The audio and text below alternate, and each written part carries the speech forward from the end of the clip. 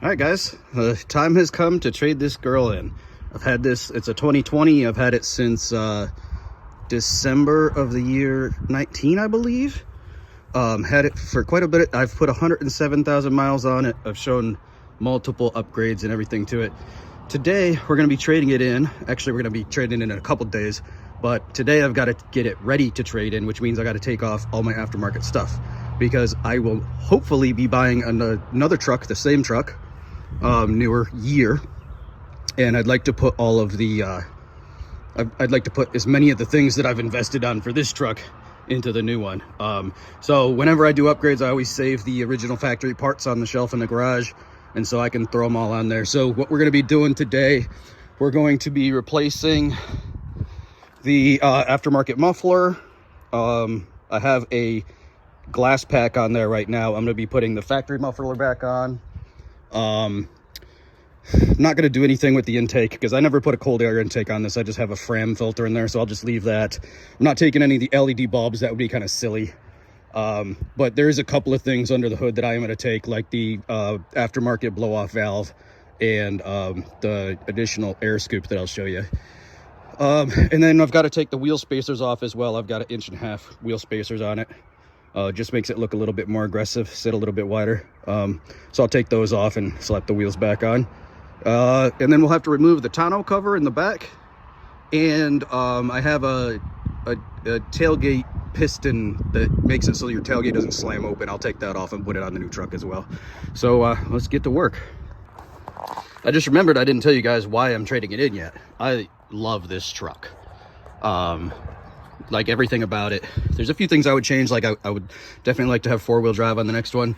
I'd love to have stick shift, but Ford won't do that with these cars. I think it's only Mustangs and Broncos you can get in stick shift. So anyway, the reason I am trading it in is because my company policy for my vehicle reimbursement policy that they have, they only pay me if I have a vehicle that's 5 years or newer. So this year, this guy will turn 5, and so I've got to get it traded in. And I found a pretty good deal on a 24. Hopefully, I can lock it in Thursday morning.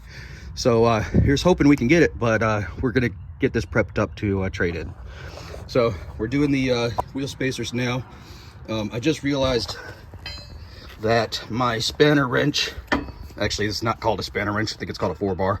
Anyway, will not fit in those holes to loosen the nuts for those wheel spacers. So I'm gonna have to go get a regular socket and breaker bar probably. All right, I got my socket and breaker bar that actually fit inside there. You can see it just barely fits. So I got to do that.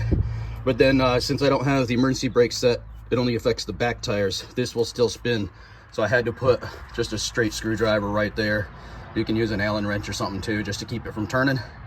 Got them all broken loose, and I got to remove them and do the same thing 3 more times. All right, got the wheel spacer off. It's a little bit rusty under here, but I kind of expected that. I've never taken those off before once I put them on. Something I did want to show you though, this truck has 107,000 miles on it. Now, mind you, probably about 70% of that is highway miles. But look, I've still got, I don't know if you can see down in that, but I've still got, here, there's a better angle, about 1/4 inch of pad left on both sides.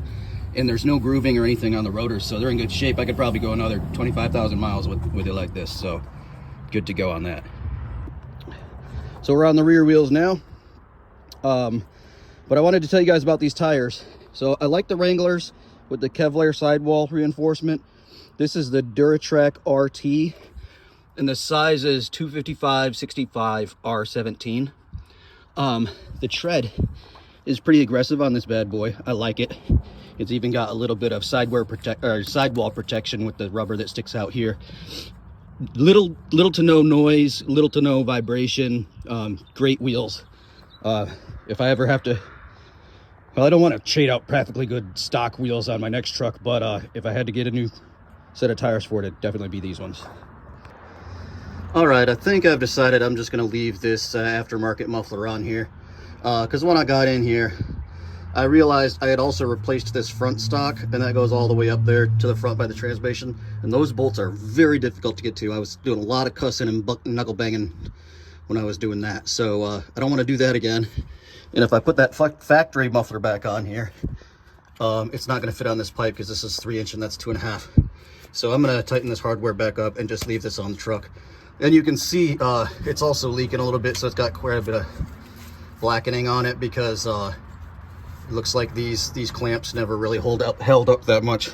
This one was leaking too. The only one that wasn't leaking was that one right there in the back. So I'm gonna go ahead and tighten these up and just go ahead and leave this guy on here. All right, the next thing we're going to do is take this tonneau cover off and this hydraulic gate assist right here. It's just a couple, it's like 1 bolt there, 1 bolt there, and the whole thing comes off. I love that thing. It was like 20 bucks, I think. There's a video on it on the Ranger playlist. That was awesome. With the tonneau cover, just has clips right here and here, and then it has some screw down ones in the front, and then the whole thing just comes off pretty easily. All right, so I've got the tailgate assist taken off, got the tonneau cover taken off. The next thing I've got to do is take this accelerator tuner. There's a whole video on this on my playlist, you can check it out. But this is really easy. It just goes down and it connects in with a connector on the gas pedal, which is not a real gas pedal, by the way. It's like there's no cable attached to it that goes out to your throttle like back in the day. I know I'm aging myself, but fake gas pedal, real brake pedal though, so that's cool. Anyway, take that off there next. All right, I got the tuner off. This is how it is. It's just a little pigtail and it goes in line with the accelerator pedal. So you just unplug the accelerator pedal, plug this in, plug the other side into there, and then you're good. So that's really all there is to that. Again, I do have a video on that. I think I paid like 150 bucks for this thing, and it was well worth it because I love having the different power modes. Now we got to go take some stuff off under the hood. All right, there's 3 things we're going to be taking off under here. This is a aftermarket intake. This goes straight down into the filter box. This one is just wider. The other one I think is only like this, something like that, or maybe it was cut off on that side. But either way, this one's great. It's from AFE, and it gives a lot more flow. You can feel the difference. And I also have this little scoop in here. This catches air coming through the grill, so it goes through here, and then it filters it up, and then when the hood is closed, the air comes in through here and then gets sucked over to there. So I'm going to take this off. I'm going to take this scoop off because that was like 100 bucks, I think. That was probably 100 as well. So I'm going to take those 2 things off, put the factory ones back on, and then the factory blow-off valve, I have it right here, turbo blow-off valve. I'm going to take that one off because I think I paid 250 bucks for that. So I'll put this stock one back on. All right, I got this aftermarket one off, and you can tell the difference there. There's the opening on that one, and for comparison, there's the opening on that one. So maybe 50% more airflow. This one's a little bit, it seems a little tougher because it has these big ears on there, but it's really just reinforced plastic.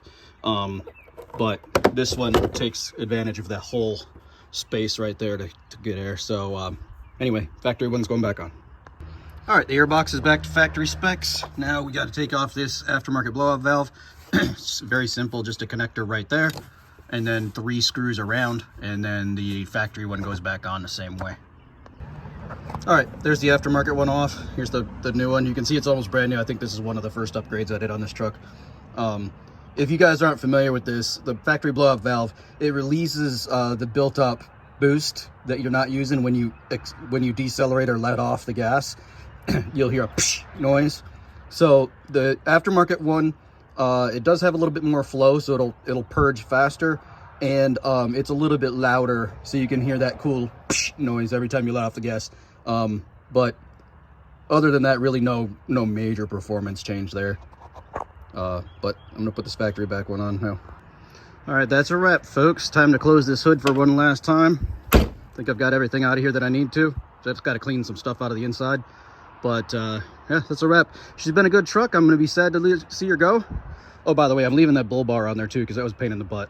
And it looks good with it.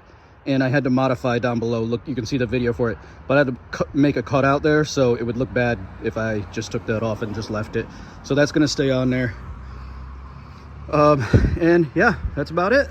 So we'll see you guys in the next video, and hopefully I'll have a new truck.